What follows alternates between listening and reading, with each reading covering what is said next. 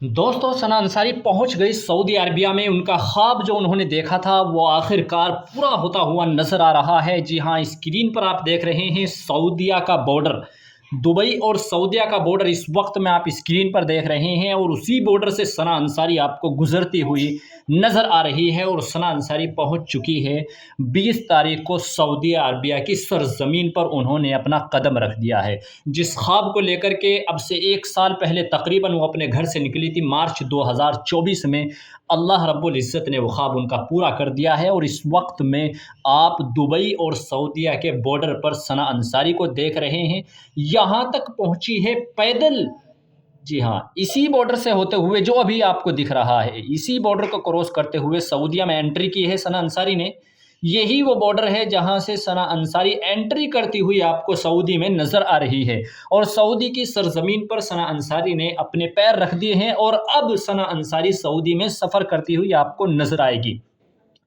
जो अरमान, जो ख्वाहिशें उनकी थी कि मैं इंशाअल्लाह पैदल हज करने जाऊंगी और रोज़ा रसूल सल्लल्लाहु अलैहि वसल्लम पर पैदल जाकर हाजिर होकर सलात व सलाम पेश करूंगी, जिस ख्वाब को लेकर के मार्च 2024 में अपने घर से उन्होंने पहला कदम निकाला था, अल्लाह रब्बुल इज़्ज़त के फ़ज़ल और अल्लाह रब्बुल इज़्ज़त के करम से अल्हम्दुलिल्लाह वो मुकम्मल होता हुआ नज़र आ रहा है। और अपनी मंजिल के बेहद ज़्यादा करीब सना अंसारी आपको नज़र आ रही है।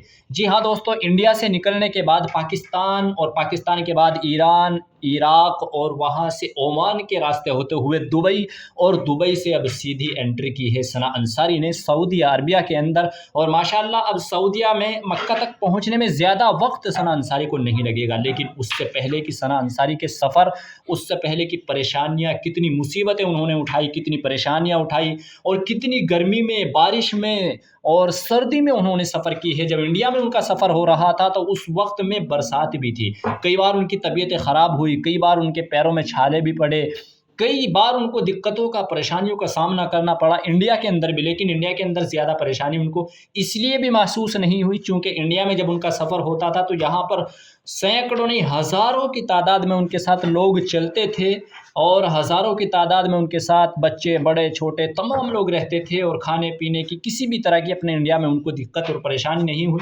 लेकिन जैसे वो इंडिया के बाहर पहुंची, पाकिस्तान के बाहर पहुंची, ईरान, इराक, तो वहाँ पर सना अंसारी को अकेले सफ़र करना पड़ा। और अकेले में वक्त पर खाना भी नहीं मिला, वक्त पर पीना पानी भी नहीं मिला, और होटलों में उनका रात का क़याम रहता था। तो बहुत सारी परेशानियाँ उन्होंने उठाई हैं। और उससे भी ज़्यादा ये कि बहुत सारे लोगों ने उनको ट्रोल किया है, बहुत सारे लोगों ने ऐसे ऐसे कमेंट उनके बारे में किए हैं जो कि बहुत नाजेबा थे और नहीं करने चाहिए थे। ये तो ड्रामा कर रही है, इसको ऐसे नहीं जाना चाहिए था, फ़्लाइट है, जब फ़्लाइट से जाना चाहिए था, अकेली औरत हज पर नहीं जा सकती। बहुत इस तरह के रोज़ाना अभी भी कमेंट आते हैं बहुत सारे लोगों के। हालाँकि सना अंसारी से जब पूछा गया था एक इंटरव्यू में कि आप, जब फ़्लाइट थी, सारी चीज़ें थी, तो आपको पैदल जाने की क्या ज़रूरत थी? तो उन्होंने बोला कि मैं और मेरे हस्बैंड दोनों हम जा रहे हैं, 2025 का दोनों हज करने वाले हैं इंशाअल्लाह ताला, मैं अकेली नहीं जा रही हूँ। और उन्होंने बताया कि मैं जब शिहाब भाई 2023 में हज करने के लिए गए थे पैदल, तो उसी वक़्त मैंने इरादा किया था कि जब मर्द जा सकते हैं तो हम औरतें क्यों नहीं जा सकती। 1 साल तक प्रैक्टिस की उन्होंने, अपने डॉक्यूमेंट्स तैयार किए, उसके बाद कोशिश की और अल्लाह रब्बुल इज़्ज़त से फ़रियाद की तो अल्लाह ने कबूल फ़रमा लिया, और अल्लाह के रास्ते में ये निकल पड़ी। तो अकेली तो नहीं जा रही है, इनके शौहर, इनके हस्बैंड साथ में हैं, और दोनों मियाँ बीवी इंशाअल्लाह ताला 2025 का ये हज करने वाले हैं।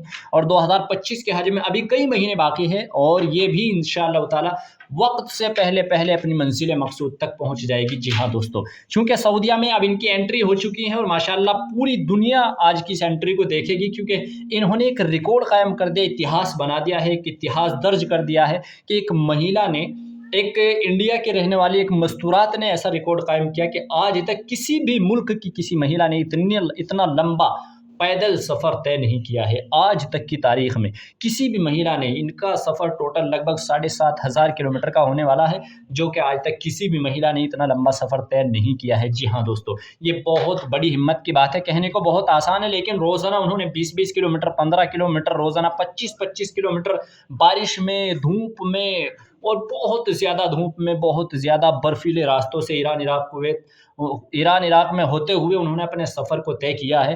तो ये कोई आसान बात नहीं है, बहुत बड़ी हिम्मत की बात है। एज़ ए एक औरत होते हुए ایک لیڈیز ہوتے ہوئے مردوں کے اندر تو پھر بھی بہت زیادہ ہمت ہوتی ہے۔ شہاب بھائی 2023 میں گئے تھے، وہ ایک مرد تھے، لیکن ایز اے عورت ایک بہت بڑی قربانی کی بات ہے، بہت بڑی ہمت کی بات ہے، اور انہوں نے اپنی ہمت نہیں ہاری، اپنے حوصلے اور ہمت کے ساتھ یہ اپنی منزل مقصود کی طرف بڑھتی ہوئی چلی گئی، اور الحمدللہ آج یہ اپنی منزل کے بہت زیادہ قریب ہے۔